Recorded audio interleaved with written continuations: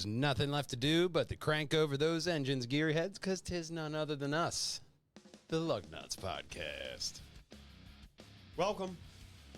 Recorded July 2025. Blue Birth Council. What? Zero defects. The new Vantage. That and more on this week's Lugnutz.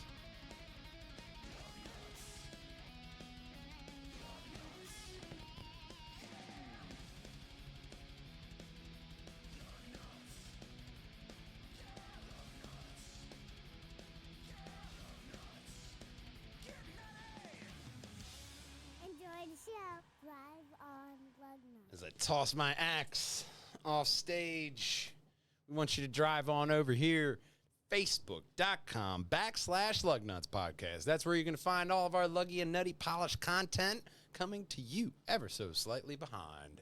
Just like this first story. This is interesting. The Blue Rebirth Council. Ah. When I looked at this list, I was so glad there was one name I recognized. I do really bad with names. Yeah. We got Denso, Toray, Noramir Research Institute, Honda. I know that one. Oh, yeah. That's a good one. MacTech. MacTech? Not MacTech from Cyberpunk. Not them. No, MadTech. Not me. And Reaver Corporation have built a council. Oh. Yeah. Council aims to build manufacturing and recycling integrated car-to-car recycling. Oh, okay. Oh, it gets better, folks. They're going to automate the whole process. They would like people to take no part in the process. Mostly robots. Oh, God. Is there a problem when robots are building robots? Did anyone make a movie about that? Matrix, animated, what was it? Animatrix, Anyone Terminator. wanna get that one to watch? There's a couple. You know, the Wachowskis, maybe they were onto something. Unfortunately. Oh, Jesus. Why do we have to have robots making robots? Well, it's simple. Nobody wants to do these recycling jobs. They have a massive... If you want a job in a recycling, it's probably There. not fun. No. Because they want to automate the whole process for so much the people don't want to do it. Probably be easier for safety hazards, too, because it's a robot. There's nobody to get injured. That's where the robot revolution takes over. Yeah. That's how Where it starts. That's where this starts, and they realize... It's like step one in the Animatrix, if you've seen it. Them and sentience were like... Why are we doing all this? Like... Yeah. That's, There's no movies about this to warn us. We'll be fine. Back to the Rebirth Council. Sustainable society is what they're going for with natural resources. Okay. But the problem with recycled materials is they need to build cars, you need a lot of materials, and they can't produce a lot of materials. So they just sort of shred the cars, I think. Yeah. Even with EVs, Crush 'em. just sort of crush it, and then everything gets sorted. Some things are magnetic, which help, and there's other ways they sort stuff. You know, like, what was that one movie, Gone in 60 Seconds, where they had the car crusher in there and shit, and, crush it. Not and the way they do it, not all elements are, good enough. So there's probably, I would imagine, a few extra steps in there to make it. Yeah. Yeah. I mean... But it's nothing without people. And apparently nobody wants to do this. I'm going to say nobody, but they say they have a massive worker shortage. And this will, with automating the whole process, will help with the worker shortage because the workers that are there, which are probably sorely overworked. But, well, I mean, yeah. I mean, not like you have a choice. We're looking for people, but there's nothing we can do. Yeah, I mean, well, you got Honda behind it. Honda's a really good company. You know, a Denso, I recognize that name. Coming through the core. That's a nice little motto. I remember him from an accelerator problem from Toyota back in the day. Remember when Oh, yeah. that kept going and people didn't think I could put this in neutral and shut off or shut off the fucking car. I don't have to speed at a wall. It didn't work, huh? It didn't work. The wall won. It always does. Trees, I don't know if trees, it's the you know what same wins? company, but You know what probably. always wins? Trees win, telephone poles, rocks. I tried the tree myself. That thing's still there. This is your Lugnutz tip of the day. Avoid all of those things. Yeah. Just stay between the lines or Robots it's hard if you you're can. off-roading. But they plan also, back to the Blue Birth Council, they plan to use AI. So Well, I mean, he's AI, doing stuff with recycling. Reebok and with Shaq, Reebok. They got a lot of stuff going on. They're trying to get all the basketball players to wear Reebok. Oh, not Allen Iverson. what's wrong with Allen Iverson? Well, they're probably going to use artificial intelligence. Nobody wants to use Allen Iverson anymore. What's wrong with Allen Iverson? He doesn't like practice. That was a really long time ago. Like when I watched basketball a long time ago. Like when he was playing, that's the last time I watched. Yeah, he got really American on that Shaq show. Nah, he just works out a lot. Like Shaq. Yeah. But then again, everybody looks small. Yeah, against Shaq. that's true. That's true. Especially- The Rock looks small when he's standing next to Shaq. Yeah. He looks like especially- his little brother or something. Whew. Everybody looks small next to Shaq, except this next story. Polished mirror finish. I believe there's carbon fiber spoilers. This is GFG Styles' rollout of the Puratella S. Reflection of a supercar with a mirror polished finish. Look at all this car can do. I think the mirror finish is everything. It takes design cues from a Maserati Boomerang Oh, okay. because the designers, the family designed it. So the grandfather and then the father, Right. grandfather and then the father and the son are designing it with cues from the original. Nice. It looks really interesting looking. You don't see anything else like that on the road. Yes. It was debuted at Monterey Festival of Speed, August 16th, 2025. That's when you'll be able to see it in person first. And then in Mexico, March 22nd, 2025. Yeah. So you can see it all over. Created for Mexican car collector Juan Peratella and his two sons, Juan Carlos and Nicholas, which are very lucky because that looks like it's really fun to do. Oh, yeah. I mean, keep that a family affair. That thing's probably a blast to drive around the track. Handmade polished mirror aluminum finish covering the entire frame. That's going to be so fucking bright. Step inside the vehicle. Oh, my God. That thing's going to blind you. That That's is fucking the cool. windows. That's just the windows open upward. Oh, that's awesome. That's and the fucking doors, that's the back with the carbon fiber spoilers. That's a one nice more. back end. What? Wow. A door. You see why I picked this? That The is, fucking whole roof? Wow, man. That's awesome. see, is that they have another one where it shows it from the side. It's like those fucking Top Fuel funny cars that lift off like the whole fucking car. They're like, nah. We'll just take off the roof. pivot open doors with gull wing mirrors, gull wing windows. That's amazing looking. Wow. That is some future shit, all right? That's what we should have on the roads. We are in Polished 2025. mirror We finish. should Can you have imagine this. being on the other side of the road Oh, my God. at sunset when this polished mirror finish? Can you imagine being on Fucking the blind space everybody. station when the sun hits that polished mirror car just so? 5 drivers ended up driving off the Tacony-Palmyra Bridge because they were blinded. By the mirror cars once again. Would you believe the Conshohocken curve has solved its problem? Well, kind of, sort of.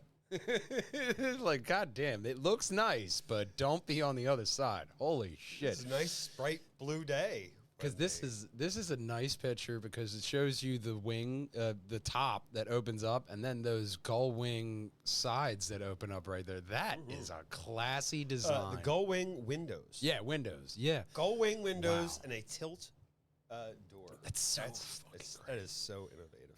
It has glow effect dubbed shadow lights. Rear spoiler also lifts up for better ventilation, but when it's parked, it's not. See, there you can see Yeah. the spoiler. Yeah, right in the corner. Up in the corner there. A nice looking LED front end. For better airflow. So it's not used, it tucks it down so no one nicks your spoiler. I can't imagine it's road legal because it doesn't look like it has any side mirrors. Yeah, I think it is. Really? Oh, wow. But those, they can be like test track photos. And Yeah, they don't that's want true. you to know his license plate or country of origin. That interior, though. Look at that. Well, it's probably Mexico, so. Those fucking seats look nice as shit, too. They look like some amazing seats. Dashboard leather refined from metal chrome with exterior metal looks awesome as well. I think it's amazing. And there we get a little bit of the interior there with the dashboard. Nice and easy. Strong ties from the Maserati Boomerang in the 1970s. Designed in 1972 by renowned automotive designer Giorgetto. Take a crack at that one. Giuliaro? Giuliaro? That I sounds apologize. Good. Yes. And his son, Fabrizio Giuliaro. That sounds right. I mean, maybe. And his son designed the Perella S. Took influence from his grandfather's work, which headed the design team for the original. Mm-hmm. I mean, that interior is really nice. I really like that. Nice little sill plate right there saying the name.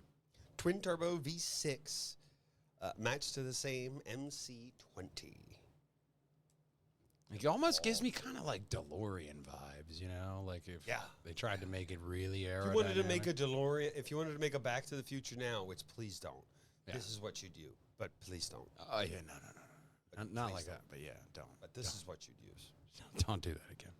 So, time travel aside, we can time travel to this next story. Electric batteries.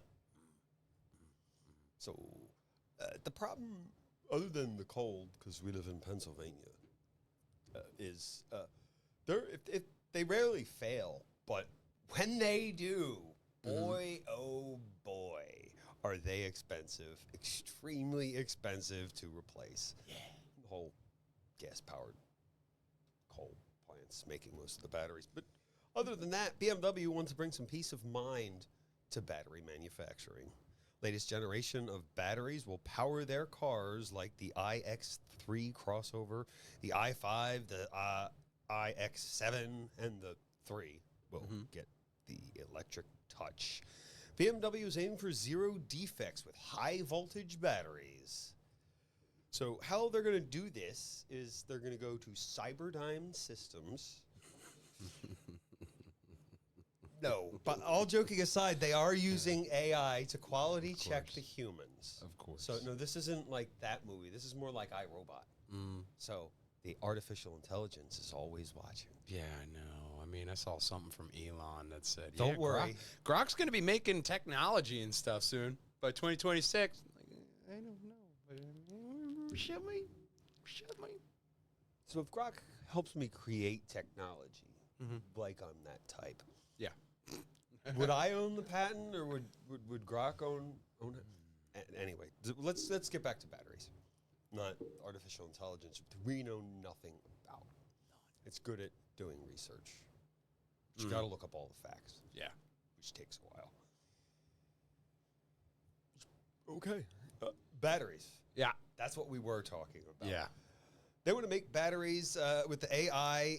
Will do product checks over the. Here's them working on the batteries with humans. Take the cells.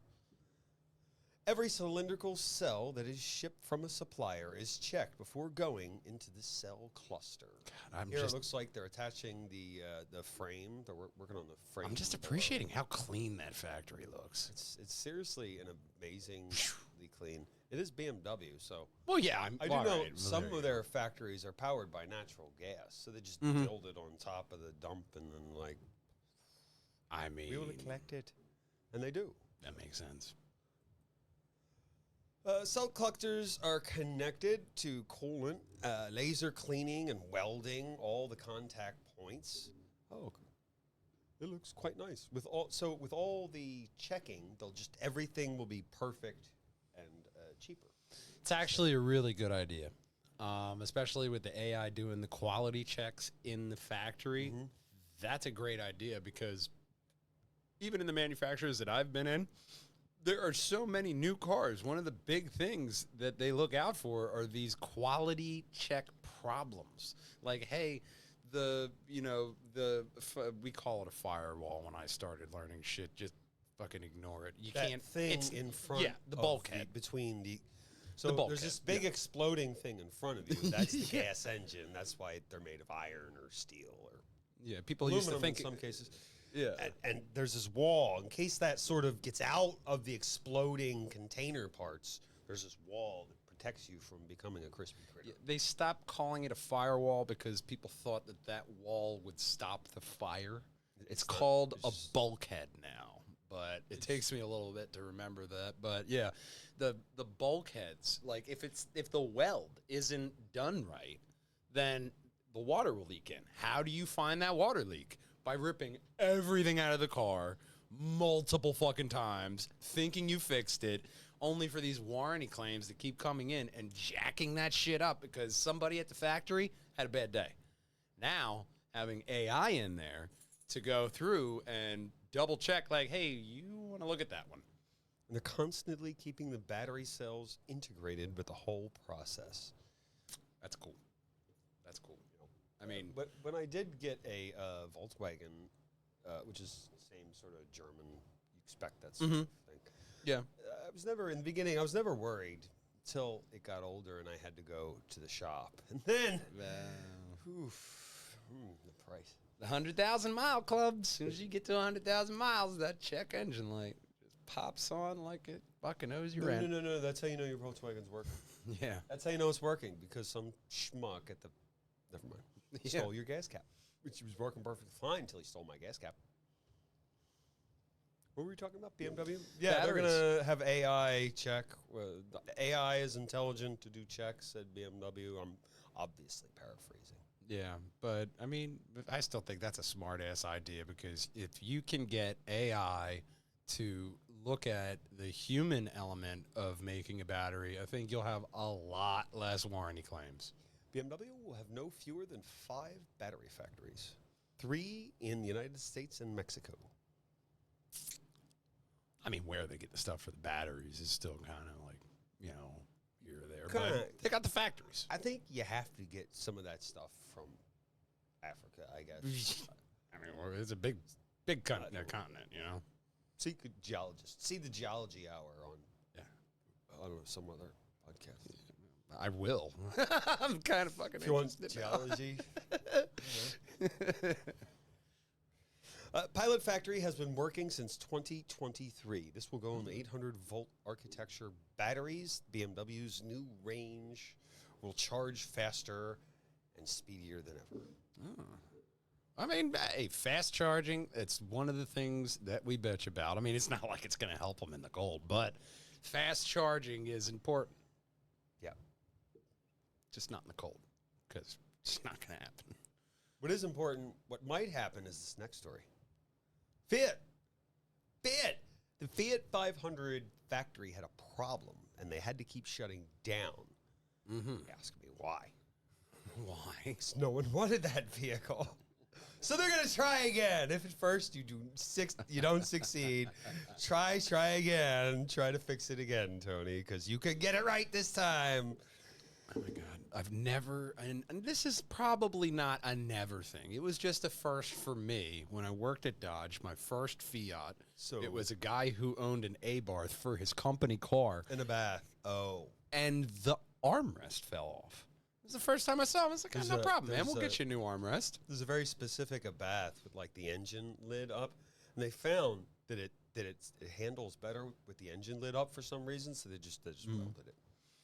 Yeah, and I mean, these things just had such weird shit problems. It's once you deal with a Fiat in the automotive field, you really get the fix it again Tony thing. So they didn't really but the electric is still available. They would like you to buy them so they can start the factory again. Please buy it. Oh my This will be way better. Look, they're making something better. I think this is going to be great. Because, driving excitement happens at the edge of the vehicle's performance. And when you have new Fiat 500 has a 1-liter engine tied to a manual gearbox. It doesn't weigh all that much. I have it nobody down wants here. that, huh? I'm surprised. They 1 liter? Nobody wants a 1 liter? They might want a 1 liter. I bet you it'll be fuel efficient as all. Better. A 1 liter. if you're just carrying you, it's probably going to be fine. It's a gas engine. You put gas in it. Hey, we can get in your car and we can go to the store. They plant. Looks like. Do they have interior? Well, wait till we get to the interior. It's a Fiat 500. You're not getting very many Americans in that thing. It's not much. You get one American in there, but besides that, I don't know. Oliver, the Fiat CEO, described it as the Fiat 500 for real people. The pragmatic 500. Yeah. The pragmatic 500. God. 17,000 euros, 20,000 in Italian U.S. dollar euro exchange thing. $6,000 less than the pure electric version. Okay. And it probably weighs a lot less, so it'll probably be like a go-kart to drive. Oh yeah, it'll probably be as car. fun as it until it breaks. Yeah, I mean, if you have a lot of torque, at least a little bit of torque in that thing, it could really be fun, especially if it's light. I mean, I'm sure the EV has plenty of torque in that thing, but it needs it because it's fucking heavier. But you get a nice gas engine, 1 liter, fucking just go kart around places. I mean, hey, if it's just you need to go A to B. It's probably not a good. It's not a good idea. No, it's probably not a bad idea then. But how many people are in your car with you most of the time? Mm-hmm. Yeah, I mean, it's nice to be able to put extra people in, but most of the time it's just me. Exactly. Well, I mean, especially for a go to work car, a daily driver. Well, if you want a daily driver, this one will be offered in 3 configurations: hatchback, convertible, and asymmetrical 3+1. I do appreciate that. A nice hatchback. Additional rear hinge door. Ooh. So you could put a package in the back because that's about all you're gonna fit back there. Or a suitcase. Yeah, a suitcase for yourself. A bag of potato chips. Maybe one. A really big one from Costco might be too much. Might need the trunk. You have to open it up, pop some stuff in that passenger seat nobody uses. More about the engine on the other side of the trunk. Has a 3-cylinder, 1-liter engine, mid-hybrid, producing 70 horsepower. Oh, okay. So this is just a little bit of a. Maybe that extra 70 horsepower will be everything. 6-speed manual gearbox. Yeah, there's that engine. That is a tiny engine. You can pick it up. 2,767 pounds. Man. I mean, that's the electric, so this one has to be. And the bigger battery pack, it's 2,952 pounds. Mm-hmm. But I think no one's buying them because the factory had to shut down a couple times. Yeah, that's a shame. Yeah. Well, I mean, it's not like Fiat. The trunk looks way bigger than I thought from this angle. You could fit a whole case of potato chips in there. Probably big enough for a case of soda, I imagine. One or not the sale where they give you buy 2, get 2. You can't fit that in this car. Buy 3, get 2? Yeah. Maybe a buy one, get one free, 2-liter. Or buy one, get this next story free. 2026 Aston Martin Vantage S. Haven't covered Aston in a while, and why not? They're fantastic to look at. Oh, yeah. 670 horsepower at 6,000 RPMs, giving it 14 horsepower advantage over the standard car. There we go. 14 whole horsepower. That's okay, I guess. I just want that little bit. AMG sourced a twin-turbo 4-liter 8 V8 rear-wheel drive.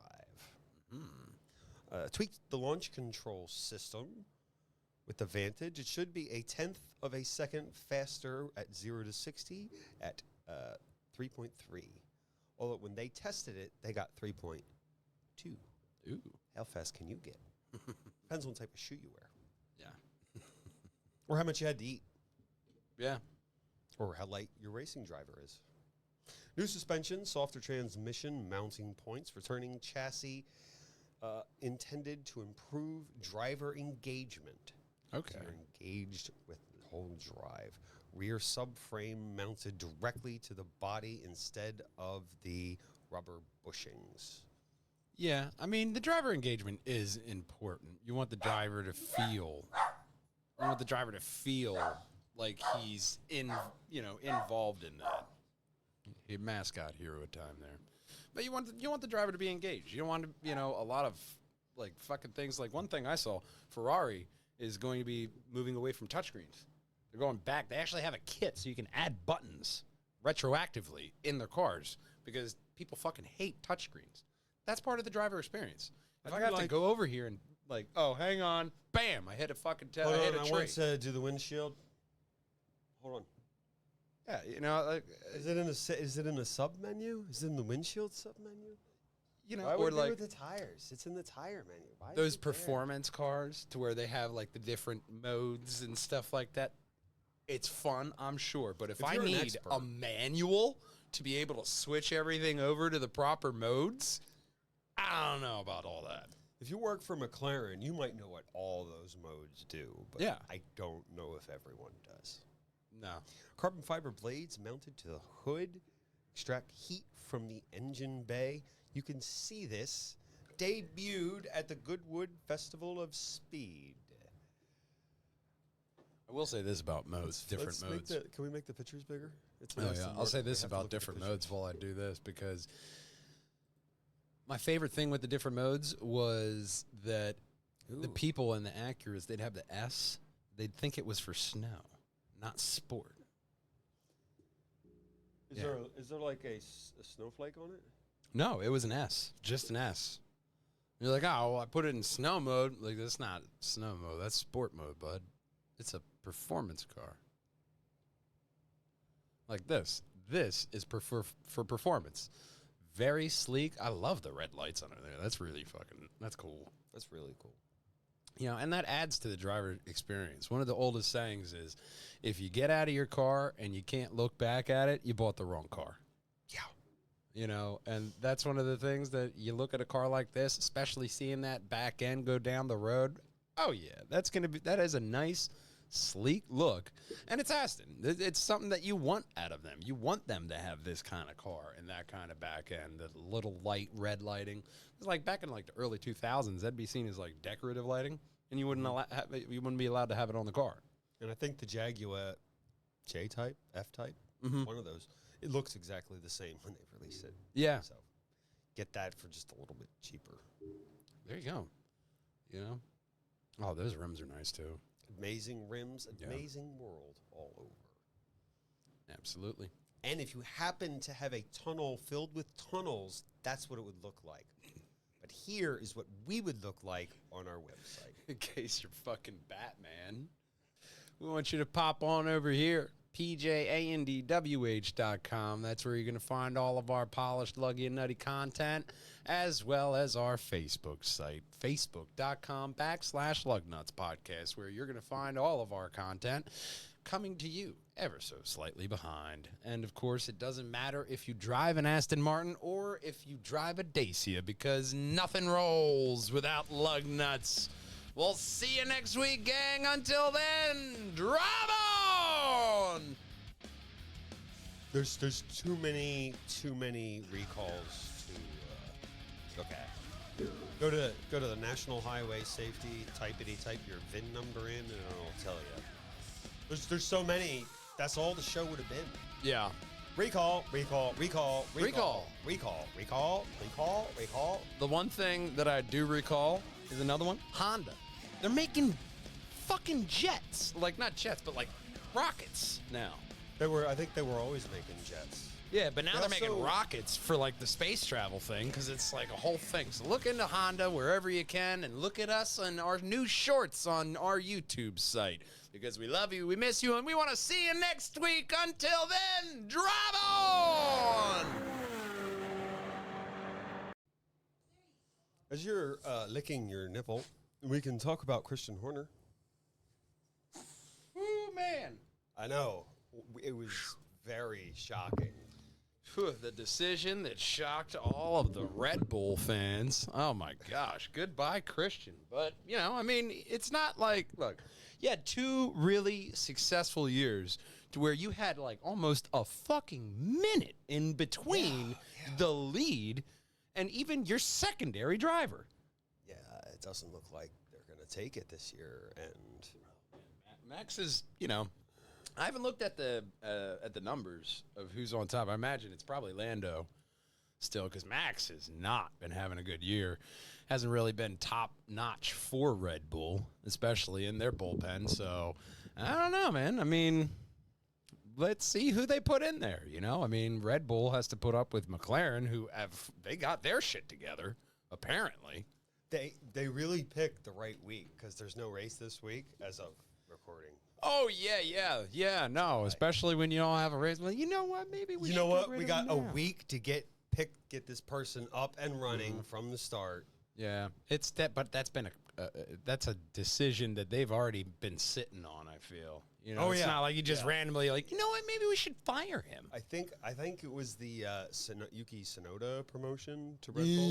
Yeah, He was doing phenomenal when they promoted him. Like, I would have went with Yuki Tsunoda too. So he was doing great. Now, not so much, not so much at all. I mean, the last race was bad enough for Red Bull as it is, but this season has not been too kind to him. So we'll have to see how this shakes up Red Bull with Christian Horner not being there. He was always big in PR. You know, F1, Drive to Survive on Netflix. I think he was at least in it like all the seasons. Not Max, I think ever, but they started he was the first principal for the team when they started the racing. Started with him. so he's been it. Oh, So wow. whoever comes Yeah. after Yeah. is like, That's also really big shoes to fill. Really big shoes to fill is Christian Horner's because it's not like he did a bad job. He and did a really replacing good job. at this point. I think they've kind of written off the season.